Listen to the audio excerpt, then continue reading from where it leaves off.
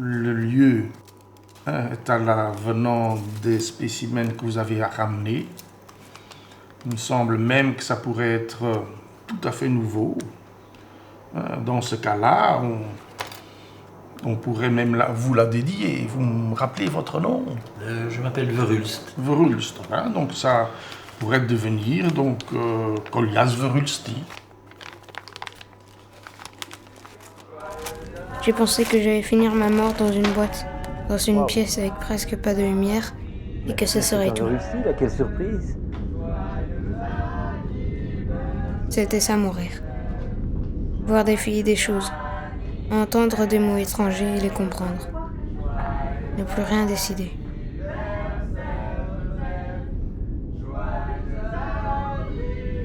Je me suis retrouvée pendue au cou de la mort, comme si je continuais à voler.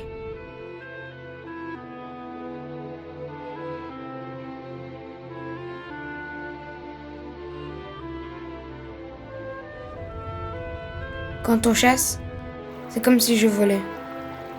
Je suis chez moi, dans un grand espace dégagé, au milieu de la nature, avec autour des plantes et des arbustes trop délicieux.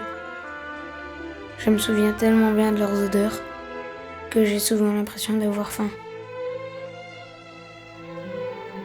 Parfois, on suit un papillon. Je fais un bout de route avec lui. Des fois, il finit par disparaître. D'autres fois, on l'attrape dans un filet et je sais qu'il reviendra avec nous. Au début, j'aimais pas quand on les attrapait. Puis, je me suis dit que ça avait été pareil pour moi. Et qu'au moins, Joseph prendrait soin de leur mort. Ils auraient un vrai cercueil. Et en plus, ils seraient pas tout seuls, mais avec des amis autour. Avant, je savais pas que ma famille était si grande, qu'elle volait de tous les côtés. Je savais pas qu'on était presque les mêmes, mais pas vraiment. Et que c'était pour ça qu'on était rares et importants. Je pensais que j'étais tout petit, mais je suis le seul à rester avec lui. Et tout le monde me regarde et demande qui je suis. C'est le papillon, oui, c'est le papillon. C'est mon épouse qui en a fait un médaillon et depuis, je le porte autour du cou. Depuis cette date-là, je me suis vraiment passionné pour les Collias.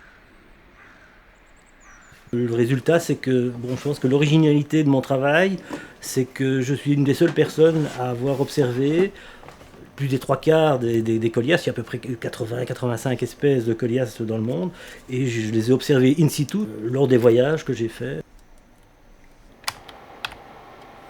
En 1860, une expédition s'est rendue en Amérique latine. Lors de cette dernière, un papillon a été découvert, c'est le Collias ponteni. Cette espèce est devenue mythique, tout simplement parce que beaucoup d'expéditions se sont rendues sur les lieux et ne l'ont jamais retrouvé, se sont cassés les dents. C'est le seul qui manque dans ma collection et c'est pour ça que j'aimerais aller le rechercher. Je vois pas ce qu'il lui trouve un ponteni. Il est juste un peu plus gros, plus coloré, plus boursouflé.